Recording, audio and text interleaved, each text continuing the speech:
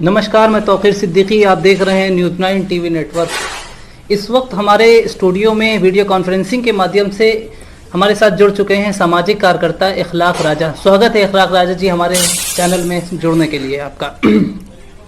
चूँकि आप एक सामाजिक कार्यकर्ता भी हैं, इसलिए सबसे पहला सवाल आपसे मेरा ये रहेगा कि जिस तरह से कोरोना वायरस जैसी महामारी से पूरा देश और दुनिया लड़ रहा है, इस चीज़ को लेकर आपके क्षेत्र में आपकी क्या भूमिका है, दर्शकों को बताइए।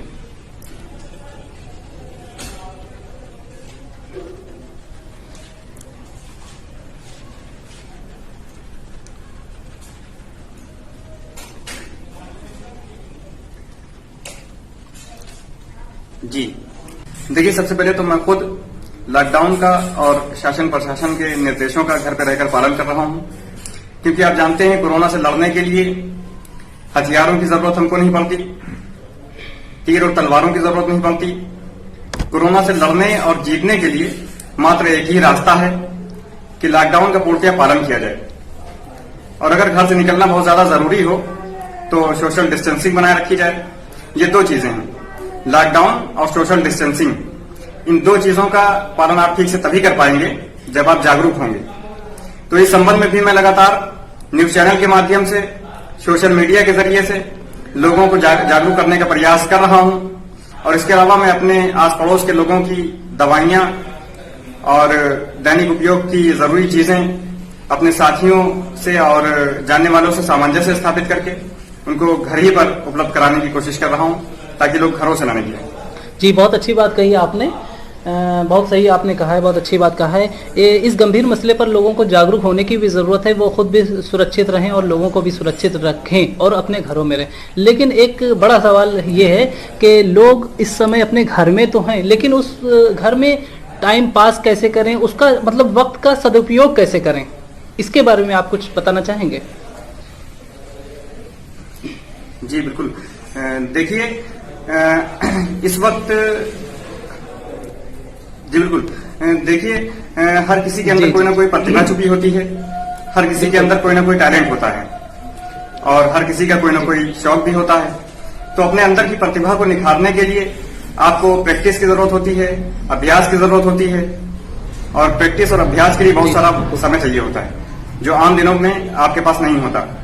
तो ये बहुत अच्छा मौका है उन लोगों के लिए जिनको सिंगिंग करने का शौक है, डांसिंग का शौक है, मुशायरा के जो लोग शौकीन हैं, या पेंटिंग के जो शौकीन हैं, तो उन लोगों के लिए ये बहुत अच्छा मौका है अभ्यास करने का, प्रैक्टिस करने का, अपने अंदर की प्रतिभा को निखारने का बहुत अच्छा मौका मिला है। इसका लाभ उठाएं।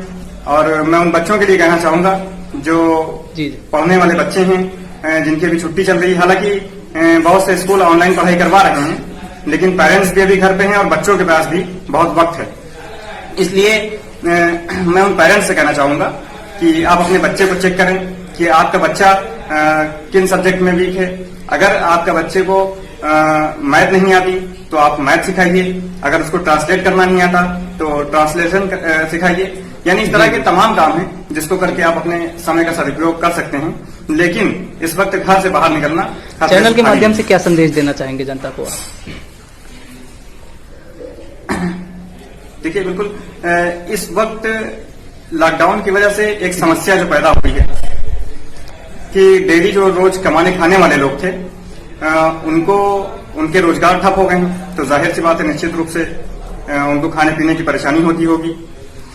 लेकिन इस तरफ गवर्नमेंट भी ध्यान दे रही है, और मैं उससे बढ़ के अपने उन नौजवान साथियों को मुबारकबाद पेश करता हूं जो इस मुश्किल घड़ी में अपने तूफानी जज्बे के साथ लोगों की मदद में जुटे हुए हैं, और खाने पीने का सामान उनके घरों तक पहुंचा रहे हैं। लेकिन मेरा संदेश उन लोगों के लिए है जो ये समझते हैं कि समाज सेवा केवल पैसों से ही होती है, सामाजिक हित का काम केवल पैसों से ही किया जा सकता है। मैं उनको आचार्य विनोबा भावे जी का उदाहरण देना चाहूंगा। आचार्य विनोबा भावे जी हिंदुस्तान की एक महान विभूति थे। उन्होंने सन 1951 में भूदान आंदोलन चलाया था।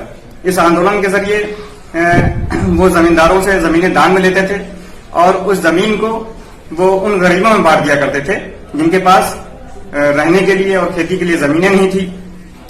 यानी इस प्रकार आचार्य विनोबा भावे जी ने एक बहुत बड़ा काम किया।